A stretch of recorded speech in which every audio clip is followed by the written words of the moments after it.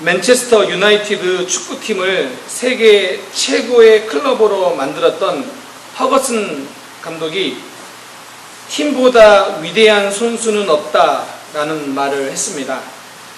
스포츠는 개인 선수의 역량이 절대적으로 중요한 것 같지만 팀 스포츠에 있어서 조직력을 강조할 때 종종 사용되는 말이기도 합니다. 근데 이 말이 이제는 스포츠뿐만 아니라 일상생활 곳곳에서도 사용되는 말입니다. 걸그룹에도 이런 말을 사용하기도 하고요. 회사 조직 내에서도 이런 말을 사용하기도 합니다. 오늘 교회로 이야기해 본다면 교회는 어떤 뛰어난 한 사람이 이끌어가거나 드러나는 곳이 아니라 하나님을 위해 서로가 협력하는 곳이 바로 교회 공동체가 되어야 된다라고 말할 수도 있을 것입니다. 오늘 우리가 본문을 통하여서 살펴보기를 원하는 것은 우리 그리스도인의 신앙 성장이라는 것은 각 개인의 성장이지만 동시에 그리스도의 몸이 교회 공동체의 성장을 말하기도 합니다.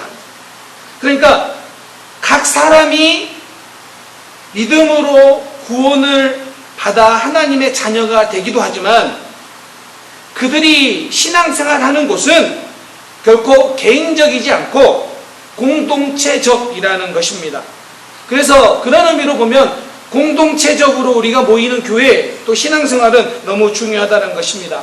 이 고린도전서 3장을 보면 세 가지 은유를 통하여 교회를 설명합니다. 교회를 밭에 비유하고 교회를 건물에 비유하고 교회를 성전에 비유를 합니다. 자, 지금까지 우리가 고린도전서를 통하여 살펴본 것은 그리스도의 몸인 교회는 하나 되어야 된다. 그리스도의 몸이기 때문에.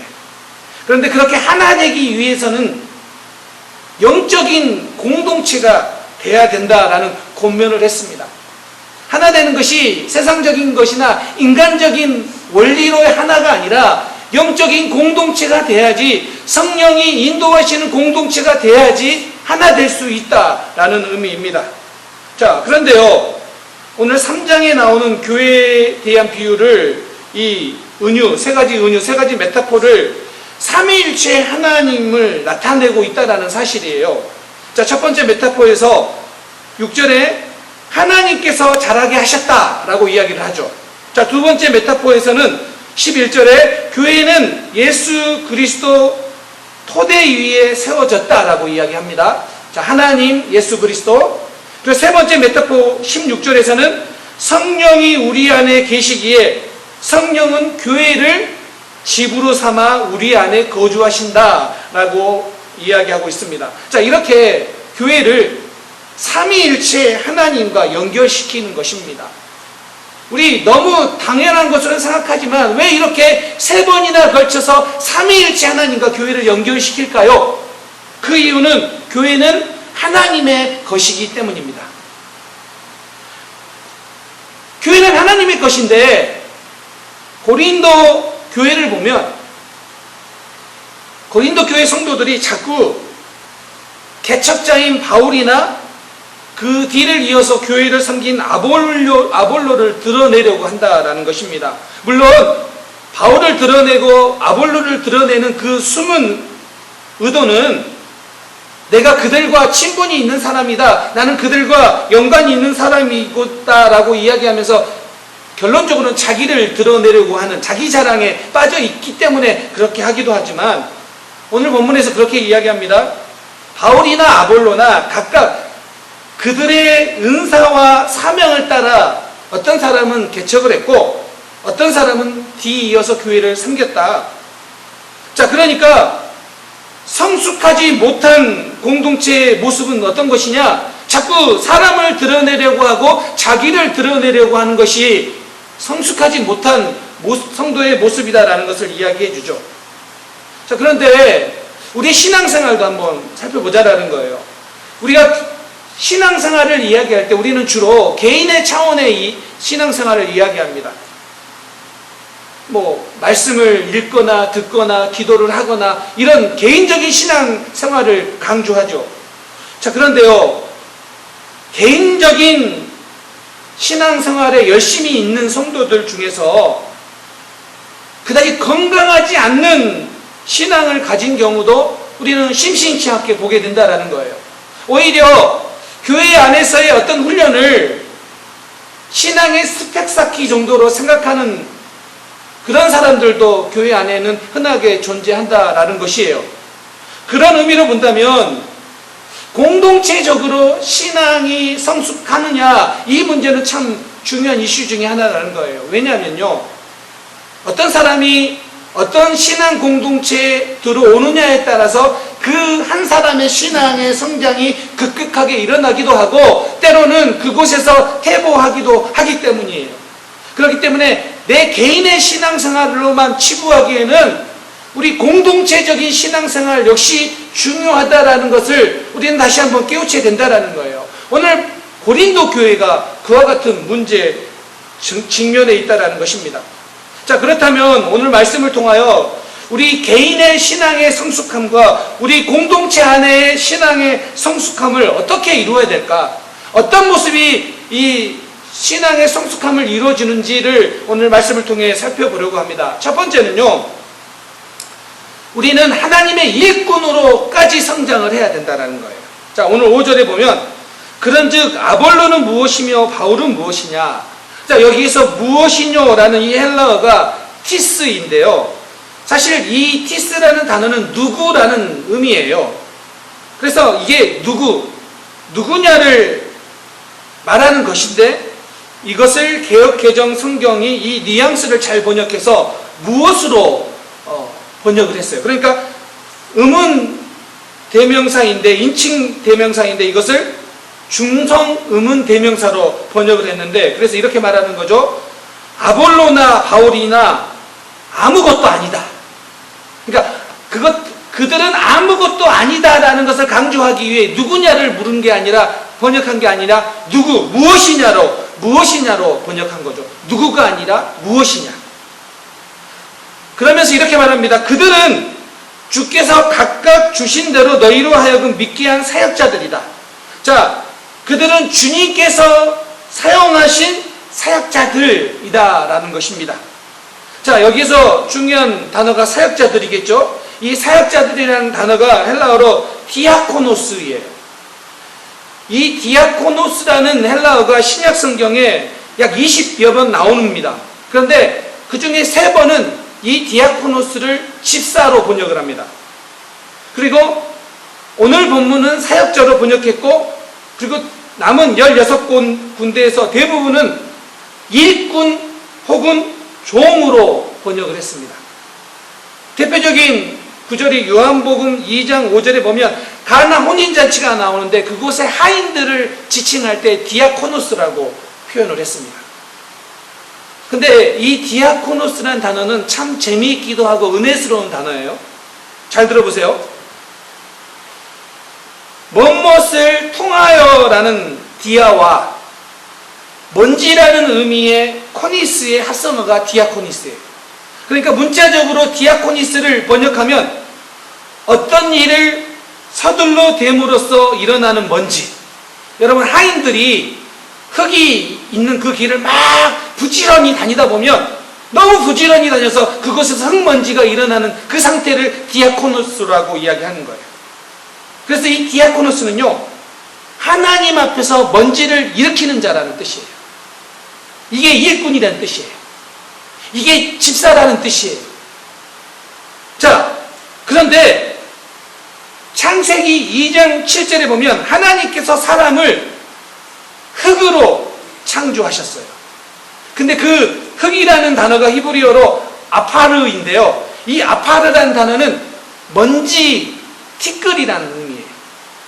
그러니까 하나님께서 바울과 아볼로, 즉 아파르, 먼지와 같은 존재를 부르셔서 디아코노스, 먼지를 일으키는 자로 부르셨다라는 의미예요. 여러분 너무 은혜가 되지 않습니까? 얼굴 표정을 보니까 저만 은혜가 되는 것 같아요. 여러분 지금요, 지금 일꾼이 어떤 의미냐? 하나님의 일을, 먼지를 일으키는 자, 하나님의 일에 대해서 먼지를 일으키는 자라는 의미예요. 지금 여러분에게 묻고 싶습니다. 여러분들은 하나님 앞에서 먼지를 일으키는 자가 맞습니까? 이게 디아코노스예요. 제가 말했죠. 디아코노스라는 단어가 성경에 집사라고 번역도 했다고요. 물론 이 당시 이 의미는 아니지만 무슨 뜻이냐면, 자, 디아코노스라는 이 직분은, 이 용어는, 일꾼이라는 이 용어는, 사역자들이 되는 이 용어는 하나님 앞에서 열심히 다니다 보니까, 그 일을 열심히 감당하다 보니까 자연스럽게 먼지가 나타나는 그 모습을 보고 일꾼이라고 이야기한다는 거예요. 여러분들, 우리 모든 성도님들은 바로 이 먼지가 되실 수 있기를 주님의 이름으로 축원합니다. 저는 우리 교회에 먼지 집사님이 좀 많았으면 좋겠어요. 그래서 이게 칭찬이에요. 우리 교회에서는 저 집사님 먼지 집사님이야, 이게 칭찬이에요. 기분 나쁘게 들으시면 안 돼요. 그래서 우리 김먼지 집사님, 이먼지 집사님, 또 무슨 성을 할까요? 이렇게 이야기했으면 좋겠어요. 저도 마찬가지예요. 저를 여러분들이 기억할 때, 우리 목사님은 먼지를 일으키는 자야, 먼지를 일으키는 사람이야. 목사님의 뒤를 돌아다니 보니까 안타까운 것은 우리가 다 아스팔트라 먼지가 안 나잖아요. 근데 막 그 뒷 모양이 먼지를 일으키는 그 모습이 우리 한 분 한 분 우리 성도님들 되시기를 바랍니다. 좀 더 크게 보면 우리 교회가 하나님의 먼지를 일으키는 교회가 되기를 원합니다. 이게요, 너무 축복된 거 아니겠습니까? 하나님께서 디아코노스로 일꾼을 부르셨는데 진짜 우리 삶에는 그 디아코노스의 먼지가 일어나고 있느냐? 매일 그냥 우리 집사님 먼지를 일으키는 집사님 칭찬만 하지 마시고, 그렇게 말만 하지 마시고, 우리가 그러한 성도와 교회 공동체가 될 수 있기를 주님의 이름으로 축원합니다. 아멘. 자, 6절. 자, 그렇게 나는 심었고 바울로는 물을 주었으되라고 고백을 합니다. 자, 바울은 심었고 아볼로는 물을 준 거예요. 이게 뭐냐면 일꾼이 먼지를 일으키는 모습이에요. 자, 심은 것도 일꾼이고 물을 준 것도 일꾼이에요. 그런데 심기 위해 먼지를 일으켰고 물을 주기 위해 먼지를 일으켰어요. 이게 바로 일꾼의 모습이죠. 자, 그런데 정말 중요한 건 여기에요. 그렇게 일꾼들은 먼지를 일으키는 자이며, 그러나 중요한 포인트는 오직 자라게 하시는 이는 하나님뿐이시라. 아멘. 바울과 아볼로의 사역이 아무것도 아니라는 뜻이 아니라 그들은 각각 맡겨진 사명을 감당하는 거예요. 그러나 생명을 자라게 하시는 분은 하나님이십니다. 여기서 자라게 하다, 이게 아욱사네인이라는 동사인데, 이게 심는 자와 뿌리는 자가 중요한 것이 아니라 계속해서 자라게 하시는 하나님께 강조를 두고 있다는 의미예요. 그리고 오늘 본문을 좀 더 깊게 보면요, 바울이 심었고도 과거형 동사예요. 아볼로가 물을 주었으되도 과거형 동사예요. 그런데 이에 비해서 하나님은 자라게 하셨나니 라고 하는데 이것은 미완료형이에요. 그러니까 바울과 아볼로는 일시적으로 그 고린도 교회에서 사역을 했어요. 과거형이에요. 그러나 지금도 그 일에 이어서 지금도 하나님은 계속해서 반복적으로 일하고 계신다, 자라게 하고 계신다라는 뜻이에요. 그러니까 어디에 중점이 있습니까? 하나님께 중점이 있는 거예요. 이게 일꾼의 모습이에요. 이게 먼지를 일으키는 자의 모습이에요. 오늘 우리가 무엇을 하겠다가 아니라 우리는 쓰임받는 일에 감사하는 거고, 우리를 통하여, 우리 교회를 통하여 하나님께서 자라게 하십니다.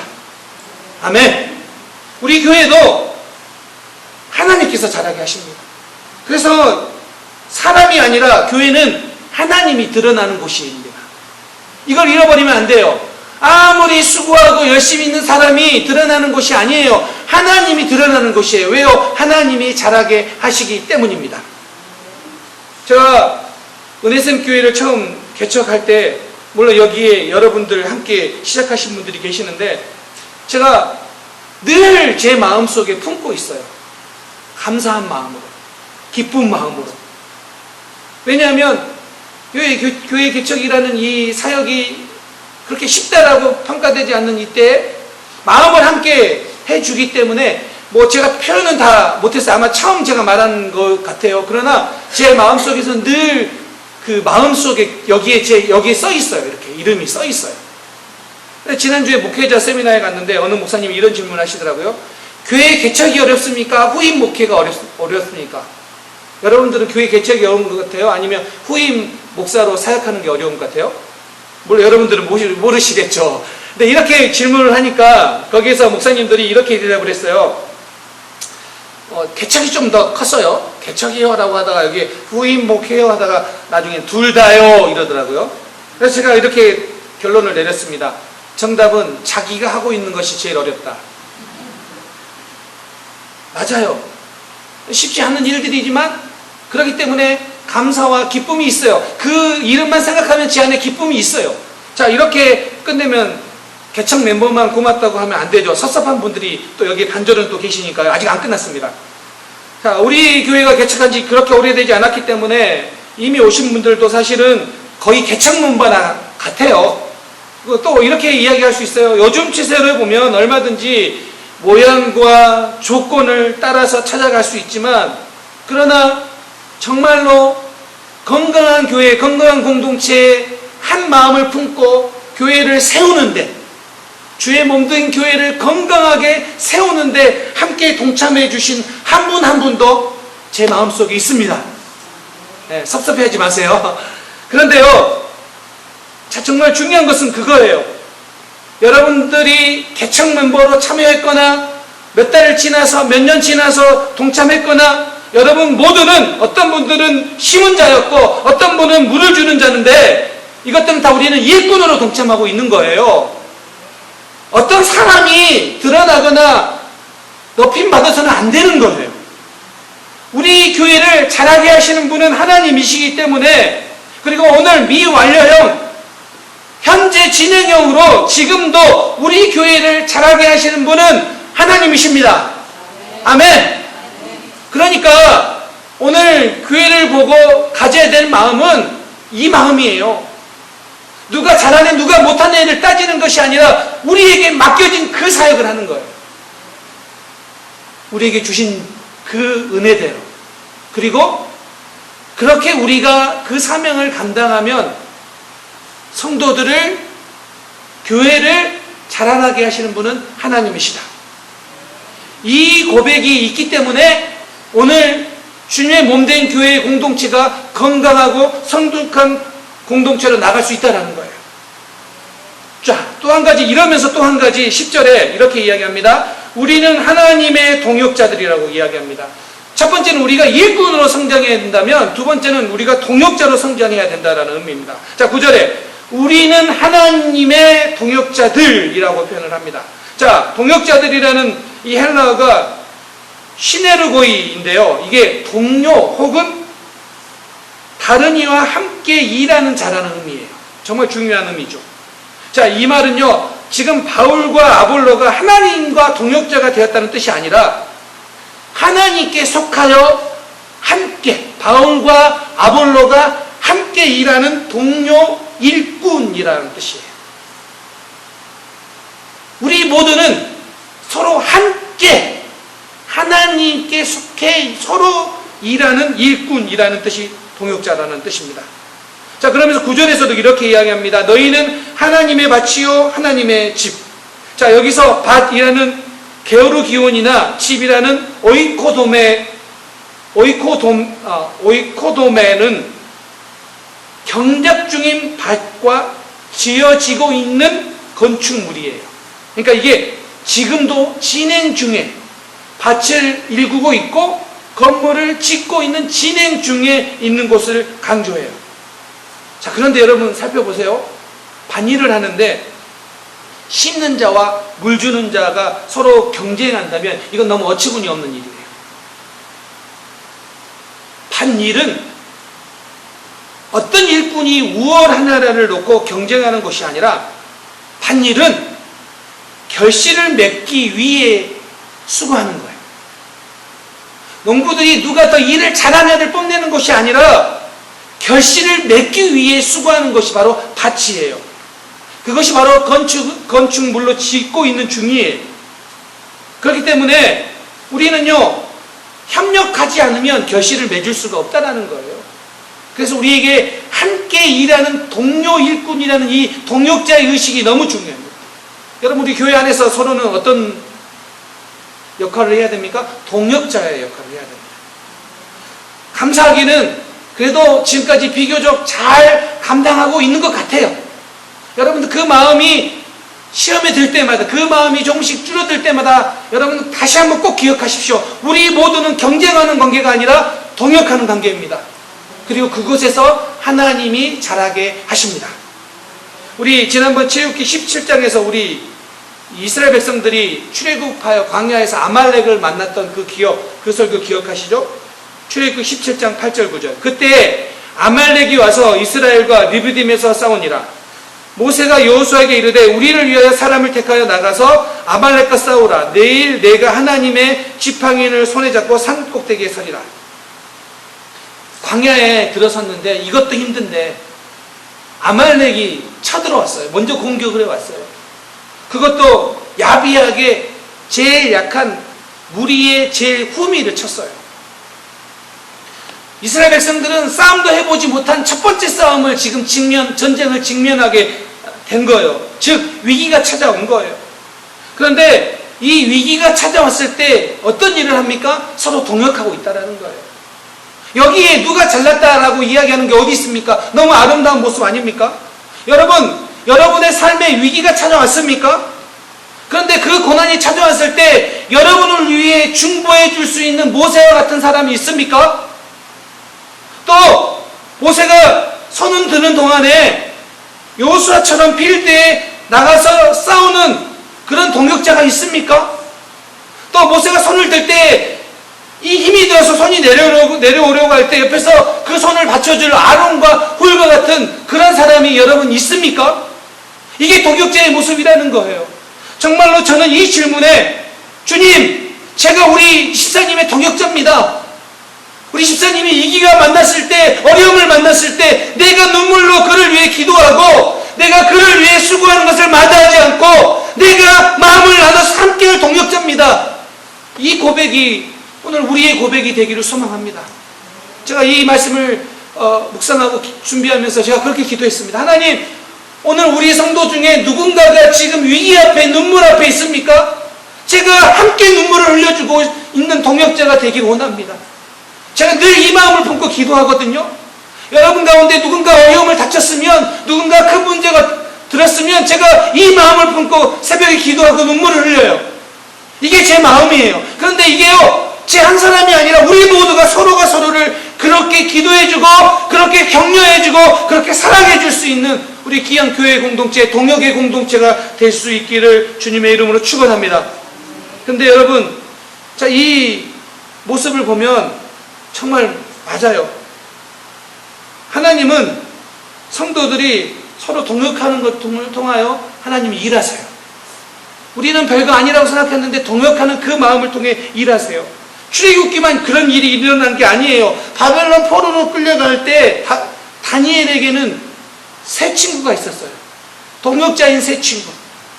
에스더가 죽으면 죽으리다라고 결단하는 동안에는요, 모르드게와 같은 동역자가 옆에 있었어요. 이게 동역자의 모습이에요. 그렇기 때문에 여러분, 잘못된 생각으로 하나님께서 여러분 옆에 유익하도록 붙여주신 사람들을 놓쳐서는 안 돼요. 하나님께서 우리를 부르셔서 맡겨주신 사명도 놓쳐서는 안 돼요. 사람뿐만 아니라 사명도 놓쳐서는 안 돼요. 이게 하나님께서 우리에게 주신 일이고 함께 동역하라고 우리에게 허락하신 일이에요. 하나님은 그걸 통해서 일하십니다. 하나님은 그 일을 통하여 역사하십니다. 그렇기 때문에 우리는 그 사모하는 마음을 가지고 나아가야 됩니다. 들어쓰심이라는 책이 있는데 한국의 어떤 선교사님이 1991년에 선교 나간 이야기에 대한 책이에요. 이분이 3일치의 식량을 가지고 케냐 마사이족을 찾아갑니다. 케냐 사람들도 무서워하는 마사이족을 찾아가서 복음을 전하는데, 그때 처음 그곳에 들어갔더니 머리에 사자털을 뒤집어 쓰고 얼굴과 몸에 이 피칠을 한 마사이족이 이 선교사님을 잡아가지고 선교사님을 나무에 매달았습니다. 그리고는 추장이 선교사님에게 뭐라고 한 겁니다. 그런데 이 선교사님은요, 당시에 아프리카 말도 못하고 영어도 하지 못했기 때문에 그 말을 도무지 알아들을 수가 없었습니다. 그래서 좀 무서웠지만 눈을 감고 기도했다고 합니다. 그래서 계속 뭐라고 말을 하니까 뭐라고 대답을 해야 되잖아요. 그래서 대답한 게 뭐냐면 yes. 크게 yes라고 대답을 했습니다. 그랬더니 그들이 놀라면서 선교사님의 옆구리를 창구로 찌르더니 다시 한번 뭐라고 물었습니다. 그때 선교사님이 이게 뭔가 잘못돼 가고 있구나라고 생각이 들어서 이번에는 no라고 대답했습니다. 그랬더니 이번에는 자기들끼리 모여서 한참을 이야기를 한 후에 다시 물었다고 합니다. 그래서 이번에는 선교사님이 오케이라고 대답을 했습니다. 살든지 죽든지 내가 따르겠다라는 마음에서 오케이라고 대답을 했어요. 여기 보니까 선교사님이 우리가 잘 아는 단어 다, 영어 다 했어요. yes, no, okay. 자, 그랬더니요, 갑자기 선교사님을 풀어주더라는 거예요. 그러면서 추장이 선교사님을 안아주고 얼굴에 침을 뱉더라는 거예요. 그래서 선교사님도 이 추장의 얼굴에 침을 뱉었대요.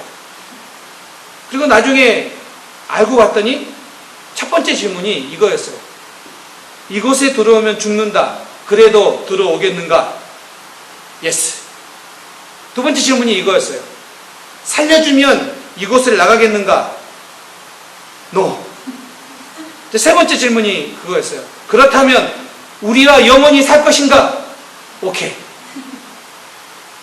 얼굴에 침을 뱉는 것은 물이 너무 부족한 곳이기 때문에 자기 몸속에 있는 물을 선사한다라는 의미에서 환영의식이 침 뱉는 의식이에요. 그러니까 침을 뱉어서 환영했으니까 선교사님도 침을 뱉어서 나도 환영한다는 뜻이 되어버린 거죠.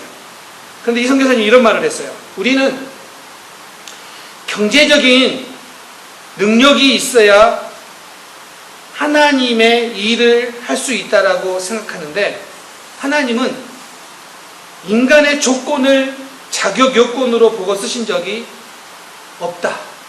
사실은 이 선교사님이 지금 그런 분이셔요.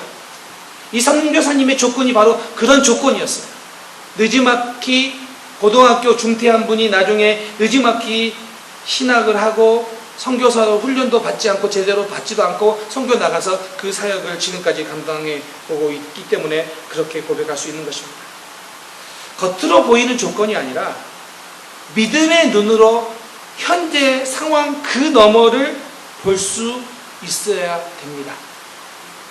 우리가 동역자가 되어야 되는데 어떤 동역자가 되어야 됩니까? 현실만 보지 않고 그 너머 영적인 세계를 볼 수 있는 동역자가 되어야 합니다. 현실 그 너머 하나님의 능력을 볼 수 있는 동역자가 되어야 됩니다.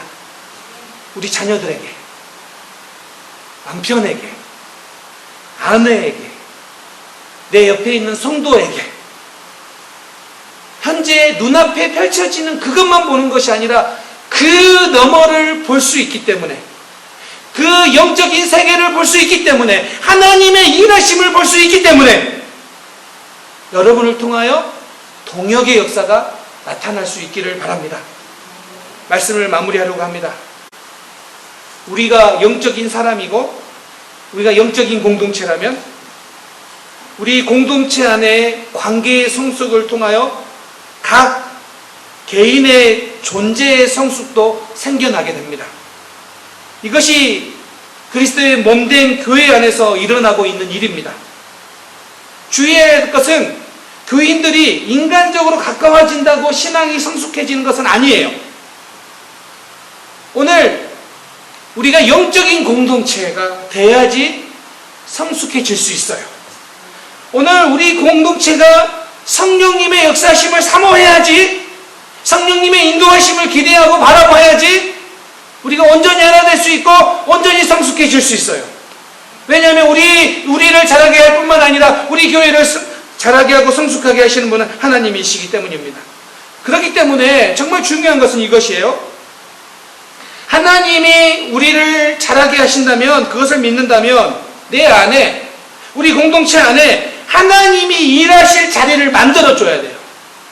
내 이성이나 우리의 경험과 우리의 지식의 한계를 가지고 여기까지, 내가 컨트롤할 수 있는 범위 거기까지만 다 우리 스스로 범위를 정해서 하나님이 일하실, 성령님이 일하실 자리를 없이 우리의 모든 경험과 모든 지혜로만 일하는 것이 아니라 때로는 모험이에요. 때로는 보이지 않지만 그 너머를 보는 거예요. 그래서 하나님이 일하실 것을 바라보고 오늘 모험과 같지만 한 발자국을 내밀고요, 새로운 시도를 하고요, 새로운 일들을 우리가 만들어내는 거예요. 내 개인이, 우리 교회 공동체가. 그때 오늘 본문에서 이야기하는 하나님의 일꾼, 하나님의 동역자, 이 모습의 역사가, 이 모습의 일들이 오늘 여러분과 교회 공동체 가운데 일어나게 될 줄 믿습니다.